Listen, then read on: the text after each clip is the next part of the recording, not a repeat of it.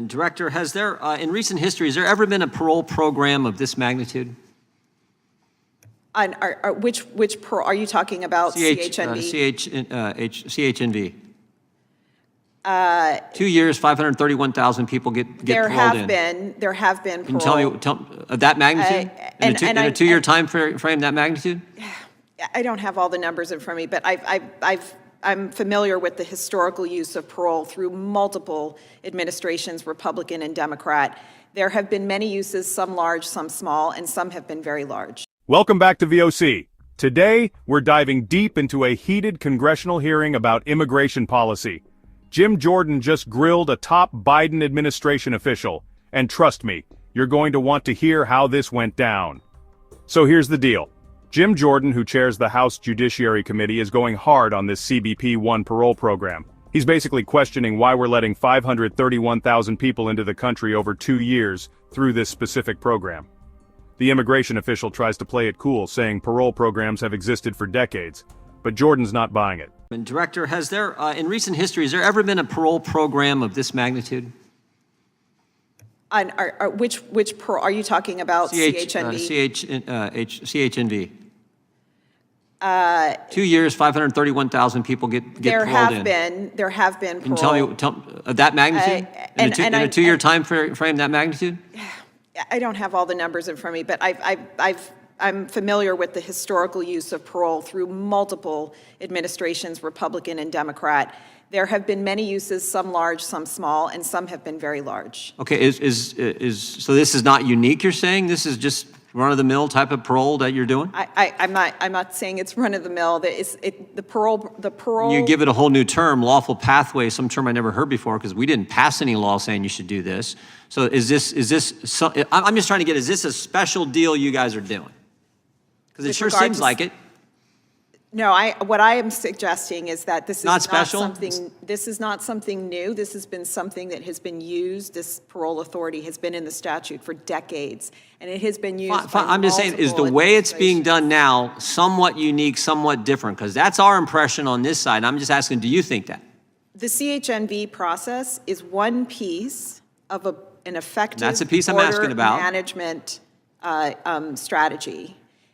Effective border management that we want to be enduring, not short-term, but enduring, must include both enforcement and enduring and meaningful lawful pathways. I'm still stuck on this. CHNV is one piece of it, but so is the rest of our lawful immigration. No, but I'm asking about CHNV. Is that, it seems like it's something out of the ordinary to me, and I think every Republican up here would say it's out there. I think the American people probably say it's out. 30,000 a month coming in from 4 countries that you were selected, that started with Venezuela, then you had the other 3. That seems somewhat different than the normal process. And I'm saying, oh, well, how about this? What's the goal of that program? Why this unique approach, what we think is unique, why do that type of approach with CHNV?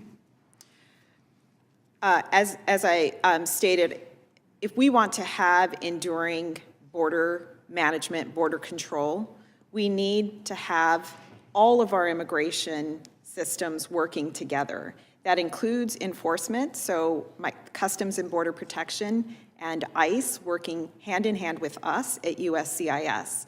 We each play different parts of that management strategy. That includes the enforcement of my partners, but it also includes all the lawful immigration that we process at USCIS.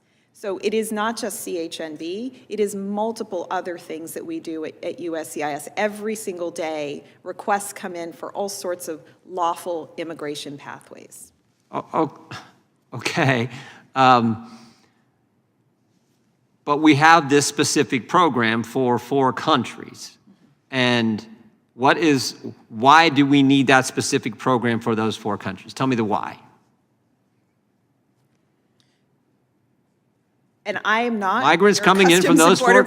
I am not going to. I'm not able to speak to the